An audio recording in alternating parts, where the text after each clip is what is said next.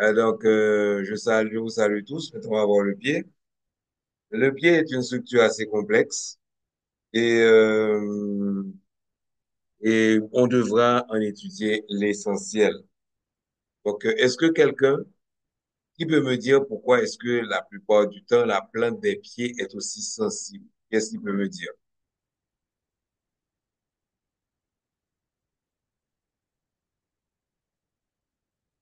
Oui, mais là, m'a fait un cours en ligne et puis tout le monde se tait, personne ne répond. Hein? Donc, euh,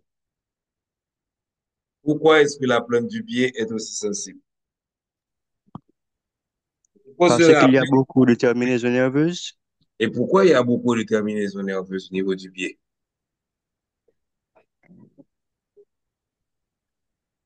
Ça, je ne peux pas répondre. Parce que le pied doit envoyer des informations au cerveau, ok, pour qu'on puisse garder l'équilibre, pour qu'on puisse savoir où mettre ses pieds. Depuis on marche son côté qui est roche, ou pas besoin de garder à terre, depuis pied on a abdou que le sol est stable et vous faites attention. C'est pour ça qu'on a besoin de cette sensibilité au niveau du pied pour pouvoir garder l'équilibre, pour pouvoir bien marcher, pour pouvoir bien courir. Il faut regarder le pied comme étant un organe qui vous donne la locomotion, mais il faut aussi regarder le pied qui est un organe sensoriel, un petit peu moins que la main, ok? Mais c'est un organe sensoriel qui nous permet de marcher, de conserver notre équilibre. Donc, on commence par le squelette du pied qu'on avait vu dans, dans la vue globale. Donc, le pied est la partie la plus distale du membre inférieur. Il comprend la cheville ou articulation tibio-tarsienne, le métatarse et les orteils. Donc, comme on le voit sur le schéma ici. OK? Donc, le tarse, le métatarse et les phalanges. Il y a cinq orteils comprenant médialement la luxe ou le gros orteil et latéralement quatre orteils latéraux se terminant avec le petit orteil. C'est le cinquième. Le pied a une face supérieure ou dorsale qu'on appelle encore le dos du pied et une face inférieure, la plante du pied. L'abduction et l'adduction des orteils sont définis en fonction d'un axe qui passe par le deuxième orteil, comme on le montre ici. OK? À l'inverse de la main, où le pouce est orienté à 90 degrés, les autres orteils, la luxe est orientée dans le même plan que les autres. Le pied, en contact avec le sol, constitue une plateforme stable pour la station debout. Il assure la projection en avant du corps pendant la marche. Donc, je reprends pour l'axe. Nous avons l'abduction et l'adduction. OK? Lorsque les orteils s'écartent du deuxième orteil, comme on le dit, le wap grigné les orteils, vous faites une abduction et lorsque c'est c'est rassembler les orteils, non, vous faites une adduction.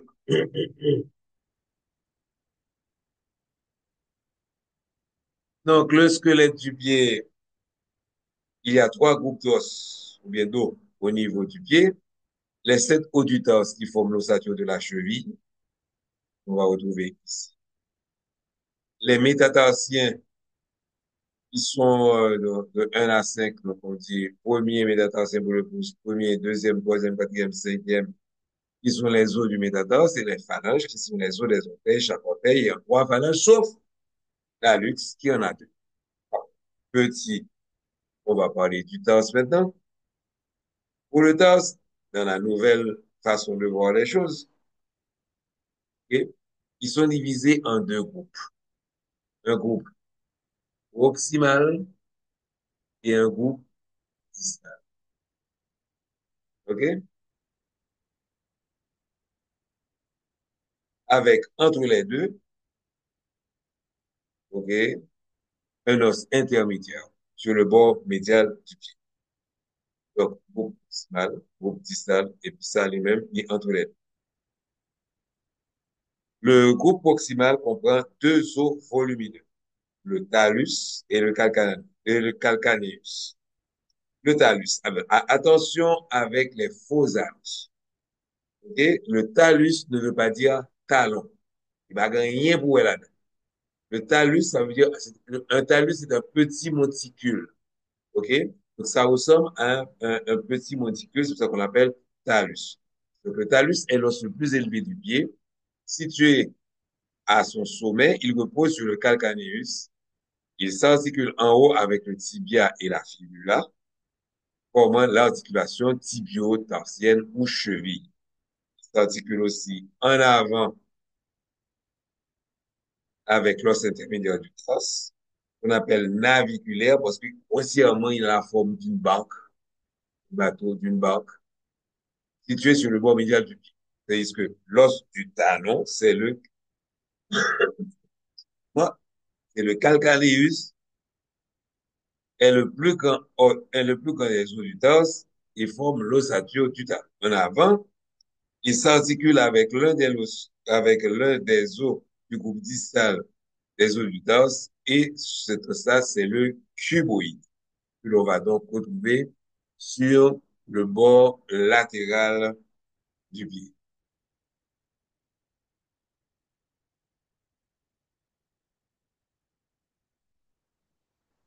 Maintenant, le livre voit les os de façon détaillée.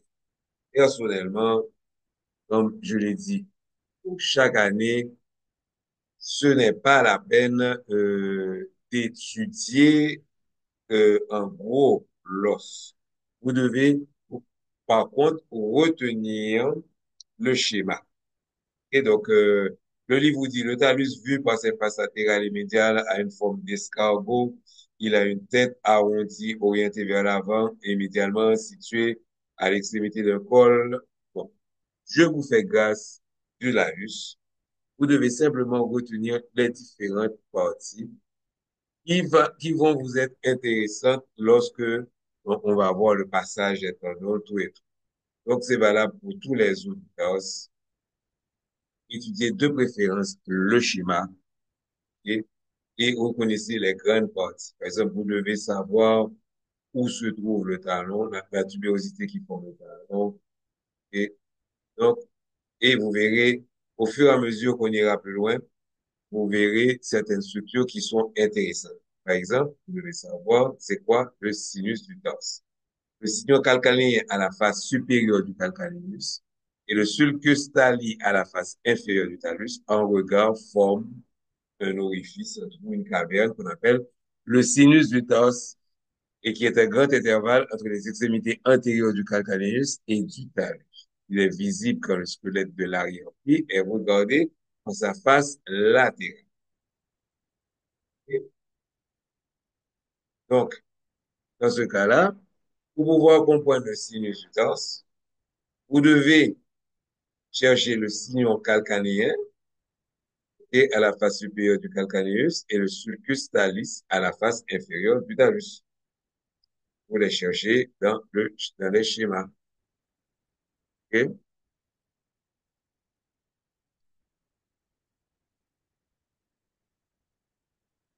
Ici, vous avez le sulcus tali et à la face inférieure du talus. Et à la face supérieure, vous avez le sillon calcanéen. Et maintenant, vous voyez comment est-ce que le sinus torse se forme. On continue.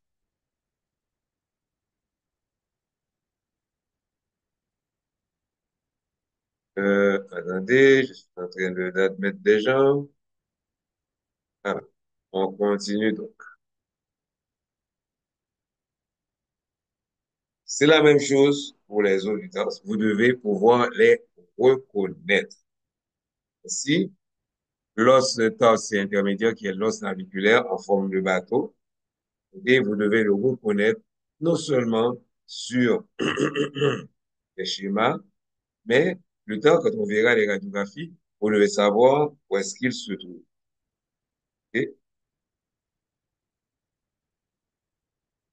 Bon, pour les métatarsiens, c'est pas compliqué, ils sont au nombre de 5.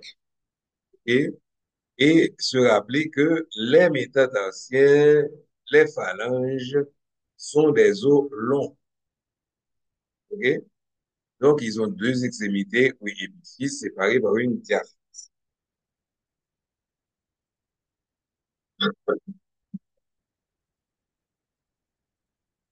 Les articulations, OK? L'articulation tibio-tarsienne, vous devez la reconnaître, OK? Et savoir quels sont les mouvements qu'il y a dans chaque articulation. Ainsi, dans l'articulation tibio-tarsienne, ce sont les mouvements simplement de flexion dorsale et de flexion plantaire. OK? Et cette articulation est stabilisée par le sous-ligament médial et latéral. On va voir un petit peu plus loin parce qu'ils sont importants. Les fractures du talus, je les ai mis parce que c'est écrit dans le livre, mais vous devez les reconnaître sur une radiographie. Important maintenant, ce sont les ligaments de la cheville. Pourquoi sont-ils importants? Parce qu'ils vont entrer en jeu dans la fracture de cheville, mais ils vont aussi entrer en jeu dans les entorses. Une entorse, c'est quoi? C'est un étirement ou bien déchirement de ligament. L'entorse peut se faire en valgus ou bien en varus. Et à ce moment-là, vous allez avoir une atteinte des ligaments. Vous avez le ligament médial, qu'on appelle encore collatéral tibial. OK, le ligament médial, encore appelé ligament deltoïde, parce qu'il est large, il a une forme triangulaire. Son sommet est amarré au-dessus de la malléole médiale et sa base est insérée.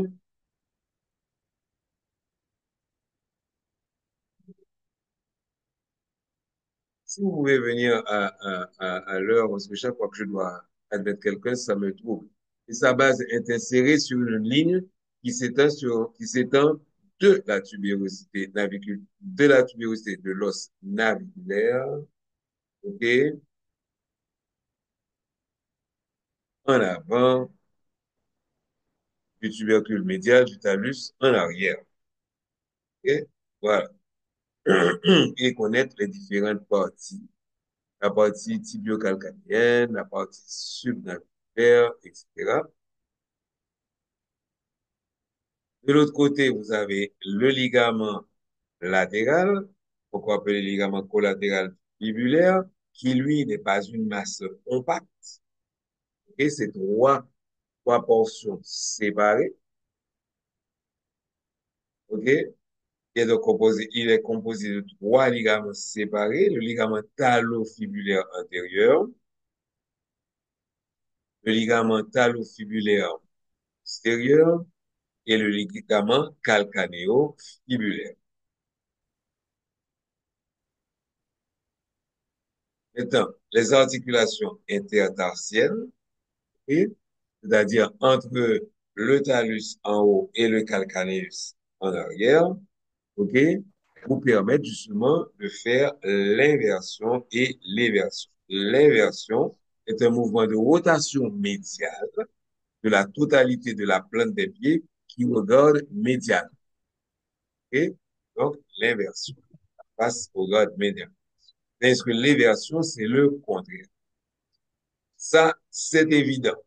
Mais maintenant, au niveau de l'articulation entre la première partie du torse et de la deuxième partie du torse, ok, vous avez la pronation et j'ai essayé de faire ça, mais c'est pas évident. OK? On vous dit c'est une rotation. Faut mettre le pied à plein sur le sol et essayer d'orienter la pointe du pied en dedans et la pointe du pied en dehors. Donc, la pronation est une rotation latérale qui oriente la pointe du pied latéralement. OK?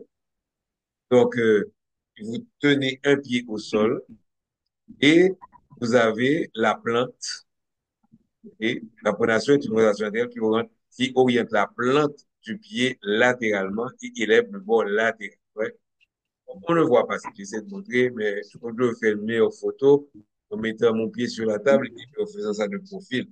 Est-ce que la supination est une rotation médiale qui oriente la plante du pied médialement et élève le bord médial? vous avez le pied sur le sol, vous essayez de soulever le bord latéral, c'est la pronation, vous essayez de soulever le bord médial, c'est la supination. Donc, il y a toujours une partie du pied qui est au sol. Franchement, pour moi, je vois que c'est à peu près les mêmes mouvements que l'éversion et l'inversion. Bon, mais le livre veut mettre une différence. OK? Maintenant, vous devez connaître les noms. Alors, la pronation et la supination, c'est surtout les articulations intertarsiennes qui permettent de le faire. OK? Donc, vous devez connaître les articulations et leurs noms, et ça doit s'arrêter là.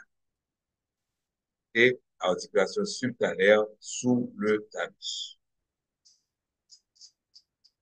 Et maintenant, vous avez les fameuses fractures de la cheville.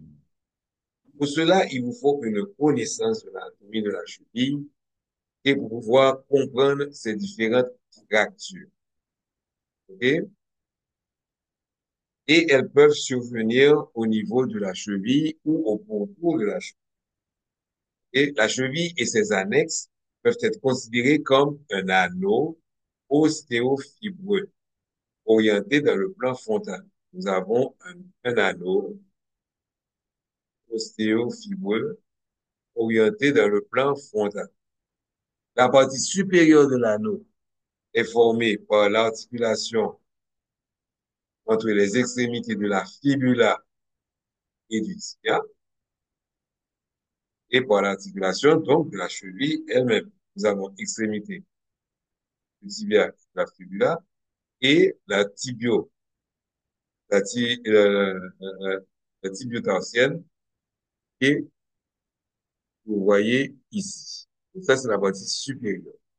Les côtés de l'anneau sont formés par les ligaments, comme vous avez vu, le collatéral tibial et le collatéral fibulaire, qui unissent les malléoles latérales et médiales aux os du tarse adjacent, tandis que la partie inférieure de l'anneau ne concerne pas la cheville, et, mais comprend l'articulation subtalaire et ses ligaments. OK? Visualiser la cheville et ses structures annexes comme un anneau ostéofibreux permet au médecin de prévoir le type de trouble pouvant résulter d'un traumatisme défini. Donc maintenant, rien qu'en regardant une radiographie, vous devez pouvoir me dire si la fracture que l'on voit, okay, est une fracture, okay, en inversion ou en éversion. OK? Donc, voilà. C'est l'orthodie dans ce sens ça, donc en inversion. Et vous allez avoir des déchirure de ce ligament.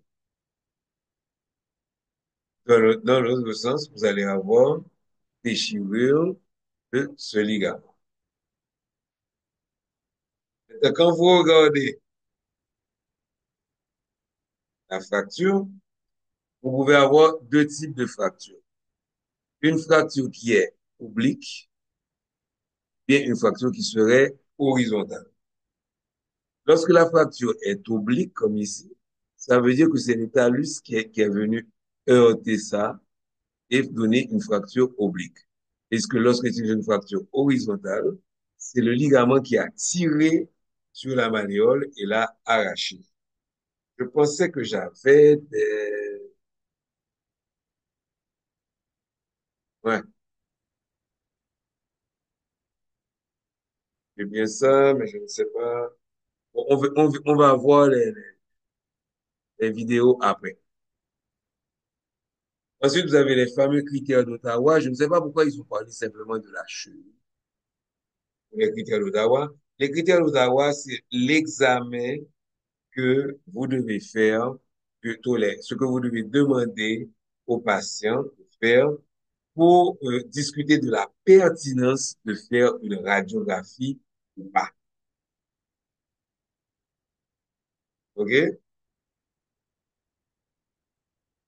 Donc, après un traumatisme de la cheville, une évaluation clinique peut être faite suivant les critères d'Ottawa. dont le but est de réduire les examens complémentaires. Faut ne suspendre depuis mon avis. Radiographie, non. Est-ce que c'est nécessaire? Donc, réduire les examens complémentaires, notamment les radiographies, et de renseigner sur la gravité éventuelle des lésions.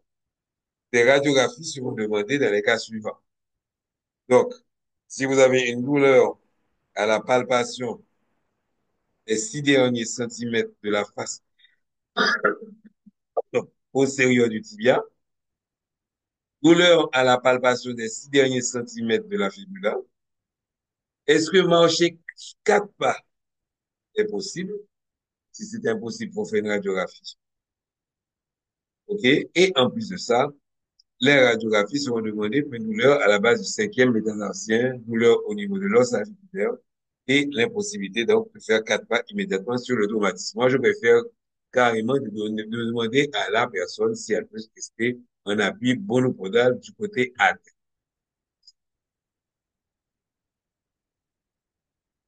Donc, vous avez l'articulation talo-calcanéo-naviculaire. Vous devez savoir ce que c'est. Et l'articulation calcanéo-cuboïdienne. Vous devez savoir où est-ce que ça se trouve. Et les articulations tarso-métatarsiennes avec le fameux ligament plantaire, si je ne me trompe pas. Voilà. Le ligament plantaire, c'est ce ligament qui, lorsque vous posez le sol et le pied au sol, ça empêche aux orteils de s'écarter, d'empêcher que les orteils gaillent. En clinique, on va avoir le fameux hallux valgus. Okay? Ça se retrouve chez les blancs simplement. Et je n'ai jamais vu ça chez les noirs. Et vous avez Alexandre qui décidait, bon, même la vague sur toute notre pierre, ok, se prend, ou t'as dit que il tomberait, mais notre orteil, il faut jouer notre orteil. Et maintenant, on va voir le canal d'ancien qu'on avait vu dans la visual, et on va parler des fameux rétinaculum et des supergraphies, et la fameuse notion prendre la corde de l'arc. Ça, je sais pas comment expliquer, bon, en tout cas, on va essayer. Donc, le canal d'ancien, ok, c'est justement une dépression formée par la malléole médiale du tibia, vraiment, la malléole médiale du tibia, les faces médiales et postérieures du talus, la face médiale du calcaneus et la face inférieure du sustentaculum tali calcaneus. On se rappelle le sustentaculum cali. Et ce canal ancien, il est fermé et transformé ainsi en tunnel par le rétinaculum des fléchisseurs. Le rétinaculum des fléchisseurs, là, c'est une large bande de tissu conjonctif semblable à un ceinturon, enfin, c'est-à-dire à une sangle qui s'étend sur la cavité formée par la malléole médiale. Et on reprend la même chose. La malléole médiale, les faces médiales et postérieures du talus, la face médiale du calcaneus et la face inférieure du sustentaculum calcaneus. Il s'attache en haut à la malléole médiale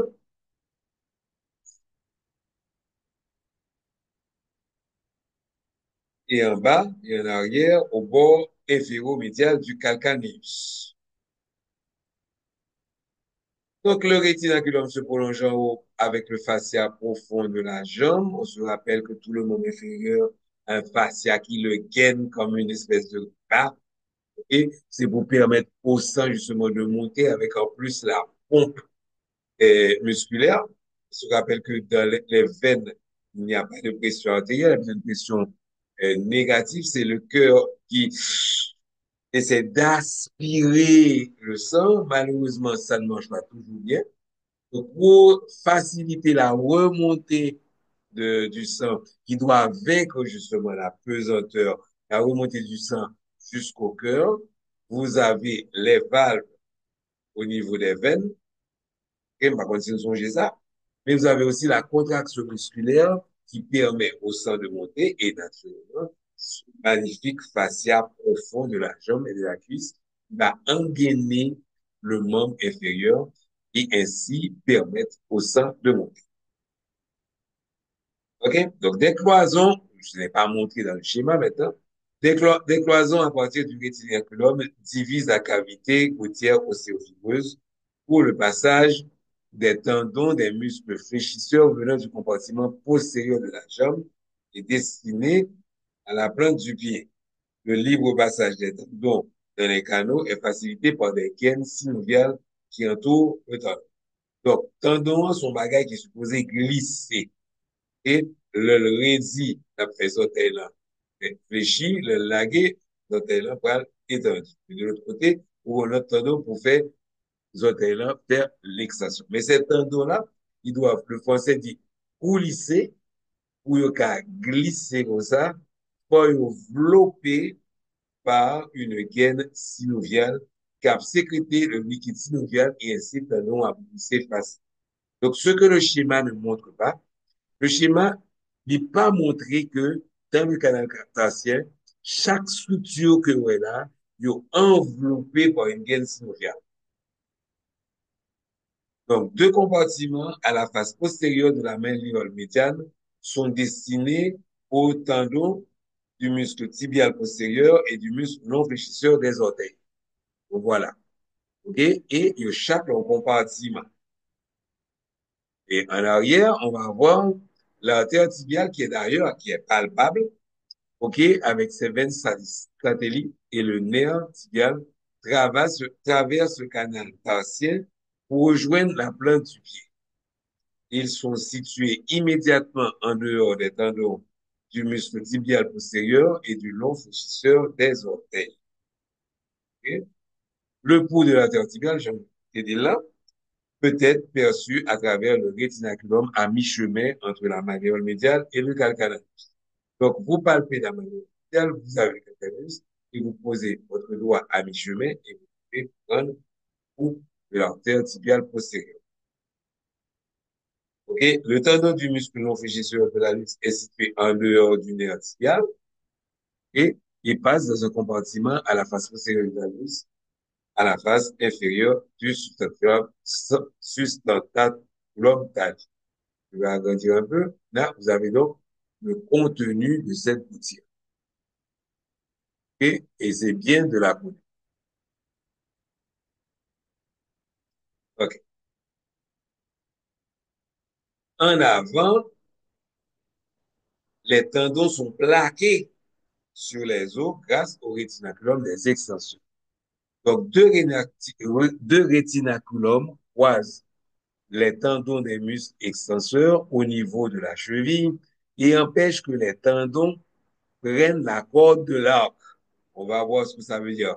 Prennent la corde de l'arc au cours de la flexion dorsale du pied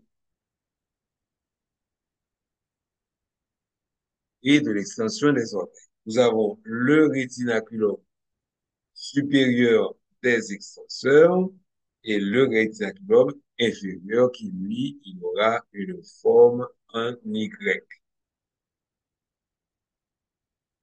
OK? Donc, le plaqué, tendon sous-os.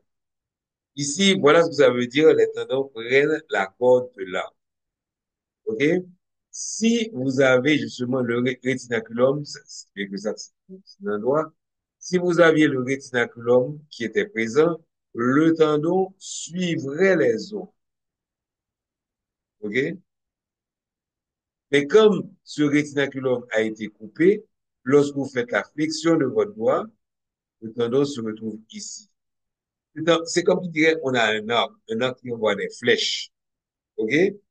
Donc, vous avez le bois de l'arc et vous avez la corde de l'arc. Donc, quand tout va bien, quand rien n'est déchiré, le tendon, il suit le bois de l'arc. Mais quand le rétinaculum est fait, il n'existe plus, le tendon, il va pas prendre le bois de l'arc, il va prendre la corde de l'arc. Les fibulaires sont reliés, sont maintenus en place grâce au rétinaculum des fibules.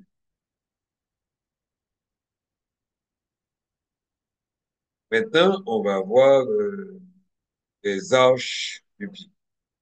Ok, donc là, vous avez la différence entre un arc, entre une arche et un arc. Donc, une arche, c'est une structure tridimensionnelle, tandis qu'un arc, c'est simplement un truc bidimensionnel que l'on trouve simplement sur une feuille de papier. Donc, les arches du pied. Il faut retenir les schémas pour retenir les trois arches du pied, l'arche longitudinale médiane, l'arche longitudinale latérale et aussi l'arche transverse. Donc, les os du pied ne reposent pas sur un plan horizontal. Ils forment une arche longitudinale et une arche transversale par rapport au sol. Ces arches absorbent et distribuent les contraintes du poids du corps pendant la station debout et la marche en terrain inégal. Donc, on vous cite les arches et vous les comparez au niveau des schémas. Par exemple, l'arche longitudinale du pied va de l'extrémité postérieure du calcaneus jusqu'aux têtes, jusqu'aux têtes des métatarsiens. OK? Et l'arche transverse. Ce qui, ces arches-là sont maintenues en place par des ligaments et des supports musculaires. Donc, des ligaments et des muscles assurent le maintien des arches du pied. Les ligaments qui maintiennent les arches sont le ligament calcanéo-naviculaire, donc entre le calcanéum et l'os naviculaire. OK? Je vois ici, calcanéo-naviculaire. Le le long ligament plantaire. OK? Et la ponévrose plantaire. Les muscles qui assurent un support dynamique, parce que les ligaments assurent un support élastique. On se rappelle la définition, mes amis, on se rappelle la définition de l'élastique.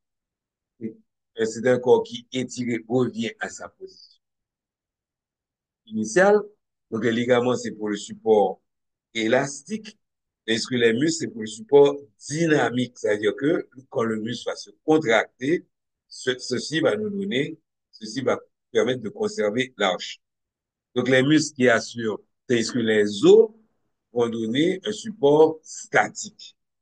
Les muscles qui assurent un support dynamique aux arches durant la marche sont les muscles tibial antérieur, tibial postérieur et le long fibulaire. Et sur le schéma. Et l'aponévrose, vous devez reconnaître l'aponévrose plantaire, qui est un épaississement du fascia profond de la plante des pieds. L'aponévrose est solidement attachée au processus médial de la tubérosité calcaneus et s'étend en avant comme une bande épaisse de fibres conjonctives disposées longitudinalement. Les fibres, elles vont donc s'écarter l'une de l'autre, on dit elles divergent plus en avant et forment des bandes fibreuses digitales qui rejoignent les orteils et se terminent sur les os, les ligaments et le derme de la peau. En avant, les articulations métatarso-phalangiennes, les bandes digitales de la ponévrose plantaire sont unies par des fibres transversales qui forment les ligaments superficiels transverses métatarsiens. La ponévrose plantaire va maintenir l'arche longitudinale du pied et protéger les structures de la peau. La ponévrose plantaire va être responsable d'une douleur au niveau médial, au niveau de son attache et vous donner un éperon calcané. Donc, je n'ai pas de schéma pour les ponts calcanéens. Vous devez aller chercher c'est quoi les ponts calcanéens. Le reste, bon, jusqu'à présent, vous regardez le reste. Ok, vous devez retenir ces ligaments parce que justement, ces ligaments étant longs, ils font partie des structures qui permettent de conserver l'arche. La sangle aponevrotique dorsale des extenseurs vous explique comment est-ce que vous pouvez agripper bagaille avec soit et nous la marcher lorsque vous montez à pieds nus. C'est grâce à la sangle aponevrotique dorsale des extenseurs. Et ensuite, vous avez les muscles intrinsèques du, de la plante des pieds et, et vous devez pouvoir les reconnaître sur un schéma. Et vous avez différentes choses pour ça. OK? Reconnaître les muscles sur un schéma. Vous voyez, je vous souhaite bon appétit parce qu'il y a 4 couches de muscles. Même chose pour les artères.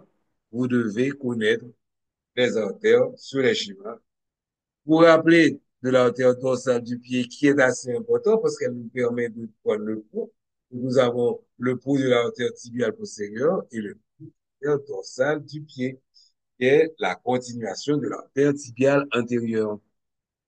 Elle commence lorsque l'artère tibiale antérieure croise l'articulation de la cheville et l'artère se dirige antérieurement sur le dos du pied, croisant le talus, l'os tendinaire et le talus et le cuneiforme intermédiaire.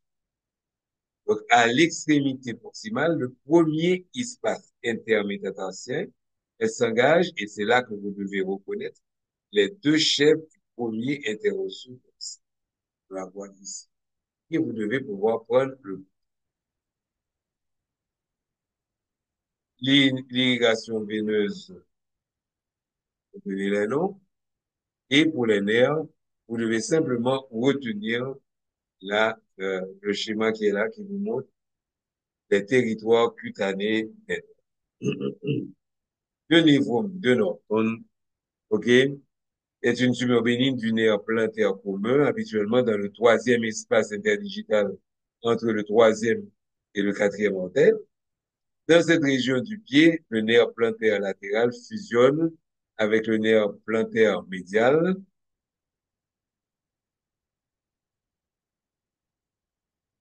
OK, à la jonction de ces deux nerfs, le nerf est nettement plus volumineux que ceux des autres orteils.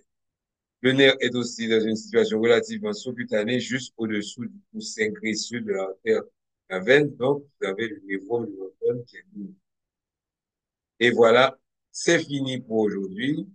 Et donc, la semaine prochaine, on aura le dernier cours qui est l'anatomie de surface du membre inférieur. Je ne veux pas trop surcharger ou sous-charger. Et que j'avais le temps. OK? Est-ce que vous avez des questions? Oui, on n'a pas fini. On devait voir pour les fractures de la cheville. J'avais mis un lien. Ah,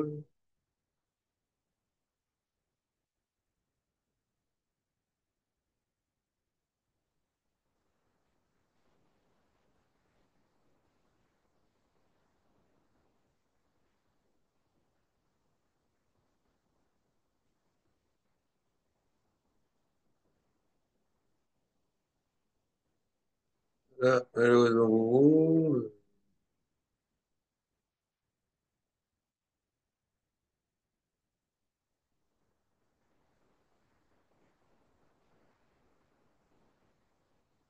OK, on va aller sur YouTube.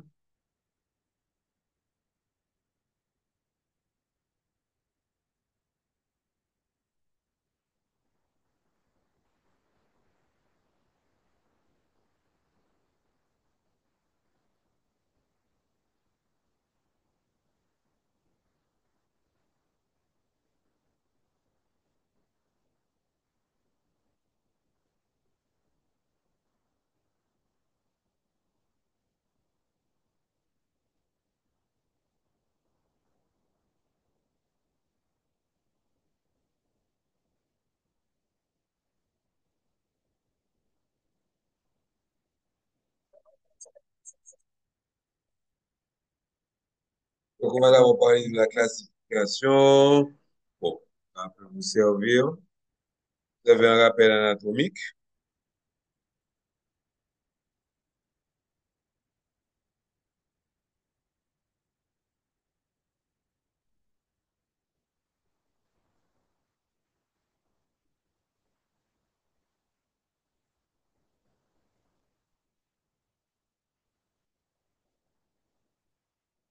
On va vous montrer un castrement pour la cheville. Appelle la pince malléolaire.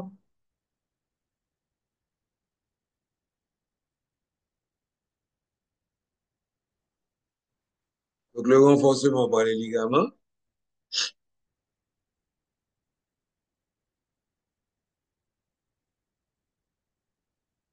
Le deltoïde pour la pronation excessive pêche. Et le ligament synesmotique qui colle les os entre eux.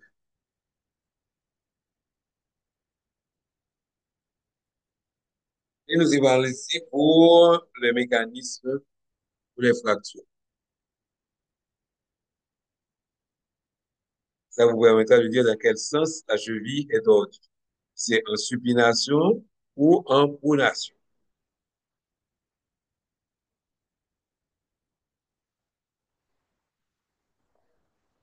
OK? Donc, quand c'est le ligament ici au-dessus,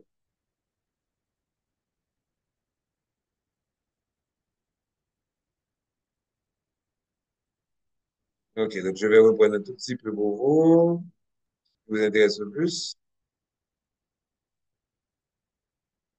Donc, voilà. Donc, d'un côté, vous avez les ligaments qui tirent sur l'os. Et quand ils tirent sur l'os, l'os va se casser, mais de façon horizontale. Tandis que le talus, donc on félicite Bianca qui vient d'arriver, le talus lui-même va heurter la malléole médiale et vous donner une fracture oblique. OK? Là, vous avez la classification de Weber, suivant la hauteur de la fracture.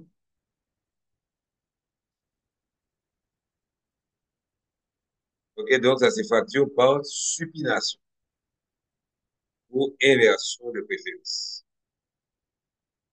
On voit bien que le ligament va casser l'os et l'os qui va heurter le tibia.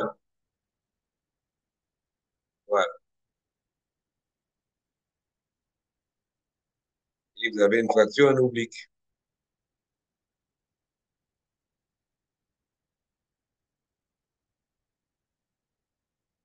Ça, c'est pour les orthopédistes. Mais il faut bien comprendre le mécanisme.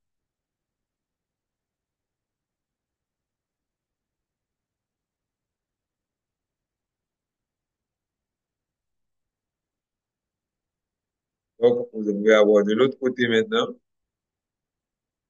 OK? Et là, on va retrouver la fracture en oblique. Et ici, la fracture sera horizontale.